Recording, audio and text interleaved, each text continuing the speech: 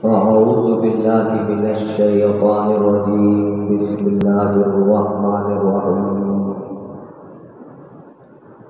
فقد قال الله تبارك وتعالى في القرآن المجيد والفرقان الحميد: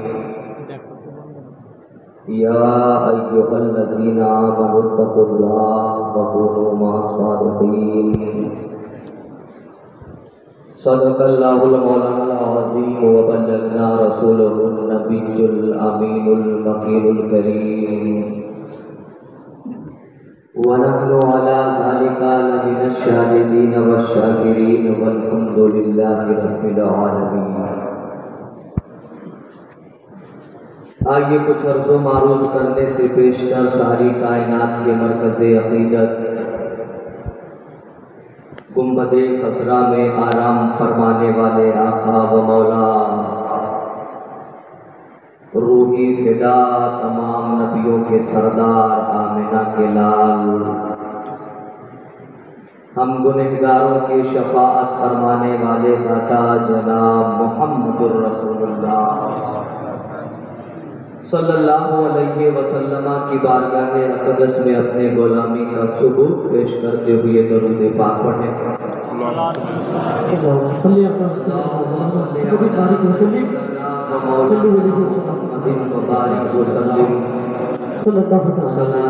سلام علیک یا رسول اللہ صلی اللہ تعالی علیہ وسلم. تھوڑی دیر کے لیے میں حاضر ہوں رب کی بارگاہ میں دعا کرتا ہوں کہ مولا حق بولنے اور حق سننے اور حق پر عمل کرنے کی توفیق عطا فرمائے. ابھی میرے بعد استاد مکرم قاطع شرک و بدعت حضرت علامہ مولانا مفتی شمشاد احمد صاحب قبلہ داماد الفضل کا خطاب ہوگا، اور ان کے بعد دنیائے سنیت کا عظیم مبلغ شہزادہ حضور صدر الشریعہ حضور محدث کبیر صاحب قبلہ داماد الفضل بھی تشریف لائیں. ماشاءاللہ ان کے چہرے کی زیارت ہم اور آپ کریں گے اور اپنے نام اعمال میں نیکیوں کا اضافہ کریں گے. بڑے خوش نصیب ہیں آپ حضرات کہ کسی اور کی محفل میں نہیں، امام احمد رضا کی محفل میں تشریف ہے. زندہ باد زندہ باد. جن کا احسان تھا ہے اور صبح قیامت تک سنگیوں پہ رہے. زندہ باد زندہ باد زندہ باد. فخر ہے ہم کو امام احمد رضا کے نام پر، فخر ہے ہم کو امام احمد رضا کے نام پر، جن سے سیکھا ہم نے مرنا مصطفیٰ کے نام. سبحان اللہ. اور وادی رضا کی کوہ ہمالا رضا کا ہے. زندہ باد. اور جس سمت دیکھیے وہ علاقہ کا رضا. زندہ باد زندہ باد. اوروں نے تو لکھا ہے بہت کچھ علم دین پر، جو کچھ ہے اس صدی میں وہ تنہا رضا ہے. عزیزان ذی وقار، عموماً پوری دنیا بالخصوص ہندوستان میں بہت بڑے علامہ کا نام امام احمد رضا ہے. آپ کے علم کو دیکھتے ہوئے، آپ کے تفقہ کو دیکھتے ہوئے آپ کو 14ویں صدی کے مجدد کے لقب سے ملقب کیا گیا. اور مجدد وہ ہوتا ہے جو اپنے دور کے تمام لوگوں پر فوقیت رکھتا ہے، اپنے دور کے تمام لوگوں سے علمی میدان میں آگے رہتا ہے. تاریخ کی کتابوں کو اٹھا کر کے اگر آپ پڑھیں گے تو آپ کو پتہ چلے گا کہ حضرت آدم سے لے کر آج تک جب بھی مذہب اسلام پر کوئی کٹھن مرحلہ آیا ہے تو اللہ تبارک و تعالی نے اپنے بندوں کو تنہا نہیں چھوڑا۔ اٹھاؤ تاریخ، جب اس آسمان کے نیچے زمین کے اوپر نمرود کی نمرودیت بڑھنے لگی تو اللہ اس کے ظلم کو مٹانے کے لیے حضرت ابراہیم علیہ السلام کو دنیا میں مبعوث کروایا۔ ایسے ہی فرعون کی فرعونیت جب حد سے تجاوز کرنے لگی تو اللہ نے اس کے کفر کا جنازہ نکالنے کے لیے حضرت موسیٰ کو دنیا میں مبعوث کروایا۔ آج سے تقریباً 1500 برس پہلے سب سے آخری نبی حضور محمد رسول اللہ کو اللہ نے آخری نبی بنا کر کے دنیا میں مبعوث فرمایا اور آپ کے سر پہ نبوت کا آخری تاج رکھ کے نبوت کا دروازہ بند کر دیا۔ اب کوئی نبی نہیں آئے گا لیکن برائی کا دروازہ بند نہیں ہوگا۔ برائی کے دروازے کو بند نہیں کیا گیا۔ جیسے برائیاں پہلے ہو رہی تھی ویسے برائیاں آج بھی ہو رہی ہیں۔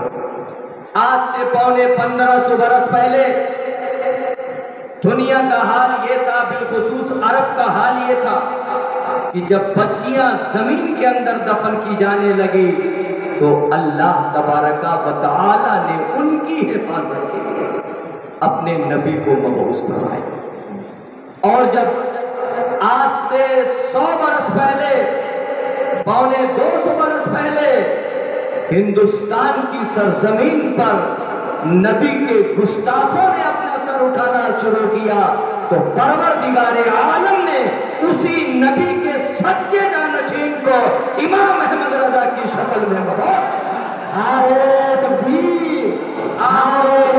شریف لائے تو باطل مذہبوں کے تابوت میں آخری کیل ٹھوک دی، اور ایسی کیل ٹھوکی جس کا جواب نہ کل بن سکا، نہ آج بن رہا ہے اور نہ صبح قیامت تک بن سکا۔ ذرا سوچ، امام احمد رضا فاضل بریلوی کی سرزمین پر 1856 عیسوی میں پیدا ہوئے اور 1921 عیسوی میں آپ کا وصال ہوا۔ 4 سال کی عمر میں آپ نے ناظرہ مکمل کر لیا۔ 6 سال کی عمر میں آپ نے تقریر فرمائی۔ 8 سال کی عمر میں درس نظامیہ کی عظیم کتاب ہدایت النحو کی عربی شرح لکھی۔ 10 سال کی عمر میں آپ نے عالمیت کی ڈگری حاصل کر لی اور 14 سال کی عمر میں پہلا فتویٰ لکھ کر کے دنیا کے سامنے پیش کیا۔ ذرا سوچو کہ بچپنے میں اللہ تبارک و تعالی نے آپ کو کیا سے کیا نوازا۔ بچپنے میں اللہ نے آپ کو مبلغ بنا دیا، آپ کو خطیب بنا دیا، آپ کو لیکچرر بنا دیا، آپ کو پروفیسر بنا دیا، آپ کو مصنف بنا دیا، آپ کو مفتی بنا دیا، آپ کو فقیہ بنا دیا۔ یہ آپ کے بچپنے کا جلوہ ہے۔ جب آپ کی عمر شریف 50 سال پہ پہنچی ہوگی تو پھر آپ کا جلوہ کیا رہا ہوگا۔ اسی لیے تو پوری دنیا کہتی ہے وادی رضا کی کوہ ہمالا رضا کا ہے، جس سمت دیکھیے وہ علاقہ زندہ باد۔ بچپنے کا یہ عالم ہے۔ سبحان اللہ، پروردگار عالم نے آپ کو اتنی خوبیوں سے نوازا۔ آپ نے علماء سے سنا ہوگا 55 علوم پر آپ کو مہارت تامہ حاصل تھی، اور ساتھ ہی ساتھ آپ بہت بڑے عاشق رسول بھی تھے۔ اللہ نے آپ کو کرامتوں کا خزانہ بھی عطا فرمایا تھا۔ حالانکہ کرامت، سب سے بڑی کرامت جو آپ کی ہے وہ استقامت علی الدین ہے۔ آپ نے کبھی دنیا سے سمجھوتا نہیں کیا، آپ نے اپنے نبی کی پوری زندگی رسالت علمائے اہل سنت حضرت علامہ مفتی شمشاد احمد صاحب قبلہ خلیفہ بزرگ تاج الشریعہ مسلک اعلیٰ حضرت نعرہ تکبیر نعرہ رسالت آپ حضرات دیکھ رہے ہیں عالمی شہرت یافتہ خطیب استاد العلماء حضرت علامہ مفتی شمشاد صاحب قبلہ کی دعوت ہو رہی ہے آپ حضرات اپنے کام کے ساتھ تشریف رکھیں تھوڑی دیر کے لیے میں اور آپ کے سامنے حاضر ہوں استاد مکرم قاطع شرک و بدعت ناشر مسلک اعلیٰ حضرت معتمد حضور تاج الشریعہ و حضور محدث کبیر حضرت علامہ مفتی شمشاد احمد صاحب قبلہ دامہ بالفضل تشریف لا چکے چند منٹ کے بعد حضرت کے ناصحانہ الفاظ آپ سماعت کریں گے اللہ تبارک و تعالی نے آپ کو بے پناہ علم عطا فرمایا تھا آپ کبھی دنیا کے سامنے جھکے نہیں آپ نے قلم اٹھایا تو خالص رضا الہی کے لیے اور آج کے ماحول پہ اگر آپ نگاہ اٹھائیں گے تو قلم اگر اٹھتا ہے تو اکثر دنیا کی رضا کے لیے ذرا اٹھاؤ تاریخ 1298 ہجری میں پورے ہندوستان میں ایک سلگتا ہوا مسئلہ پیدا ہوا گائے کی قربانی کے تعلق سے جب یہ مسئلہ پیدا ہوا کہ اس کی قربانی جائز ہے یا نہیں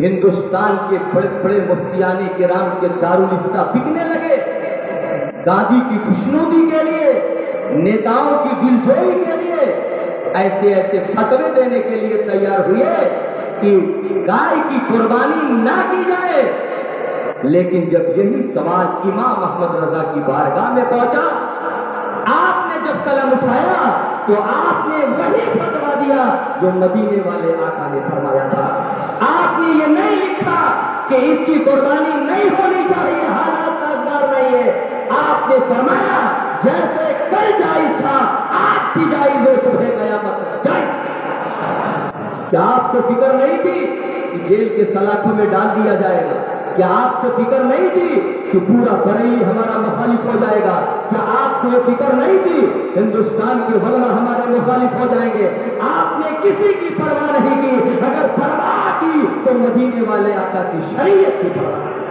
تاریخ بتاتی ہے جب آپ کا یہ فتویٰ منظر عام پہ آیا تو بریلی کا ایک کافر جو آپ کے گھر کے بغل میں رہتا تھا آپ کا دشمن ہو گیا لیکن جس کا حامی ہو خدا اس کو مٹا سکتا ہے کون مخالف ہو گیا آپ جس گھر میں رہتے تھے بعد میں اعلیٰ حضرت کے مجھلے بھائی کے حصے میں وہ کمرہ آیا اس گھر کا شمالی والا دیوار برسات کی وجہ سے گر گئے عارضی طور پر پردہ کر لیا گیا کسی طرح برسات کا موسم ختم ہو جائے تو پھر دوسری دیوار کھڑی کر دی جائے گی عزیزان ملت اسلامیہ وہ کافر امام احمد رضا کی دشمنی میں سوچا اس نے ہمارے خلاف تحریر کی ہے ہمارے خلاف قلم اٹھایا ہے میں اسے زندہ نہیں رہنے دوں گا اس نے ایک چکر سوچا کہ موقع ملے تو تلوار سے احمد رضا کی گردن مار دی جائے وہ اسی تاک میں لگا ہوا تھا